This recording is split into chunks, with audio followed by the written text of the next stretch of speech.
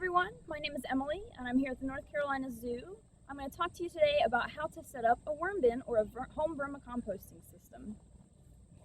So you'll want to start with a container. Today we are using an 18-gallon plastic tote bin.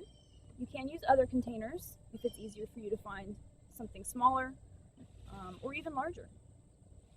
And you will want to drill holes in the lid. I've done holes in the lid and also holes in the side. That's going to be for airflow.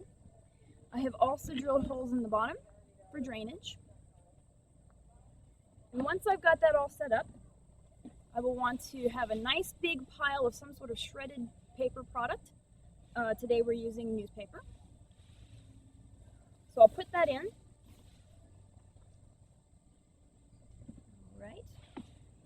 And then once I've got all the paper in there, I will want to put a bunch of water in there, make it get really wet, soaked up, to the point where water is coming out of the bottom, draining that excess. And after I've got that all ready, I will want to get some worms. The most popular type of worm that's used in these systems is called the red worm or red wiggler. So I would put those in there, and then after that I could start to put in leftovers. Popular leftovers that people will often put in are fruit peels, such as banana skins.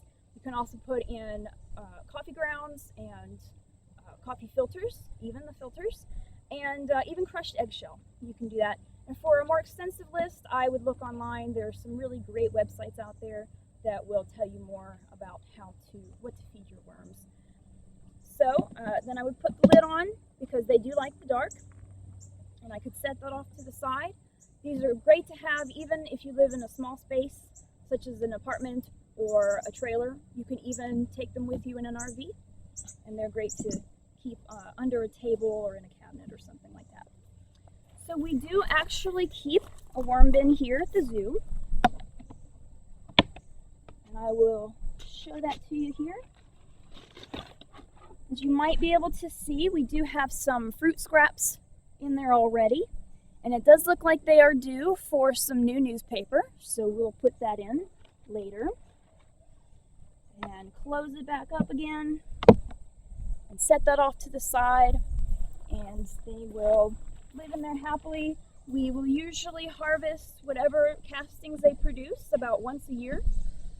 And those castings are great to put in a garden. Plants really like to draw the nutrients out of them. And when you can use that in your garden or in any pots, planters, anywhere that you might be growing your own plants, fruits, vegetables, things like that.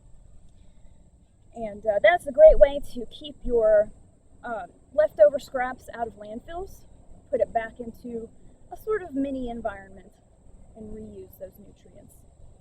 So I hope you enjoy learning how to set up a worm bin for your own use. Come to visit us at the zoo. If you have any questions, we'd be glad to tell you more about how to set up a bin. And we will be doing a video on maintaining your worm bin. So check YouTube or our Facebook page for more information on that. And we'll see you soon.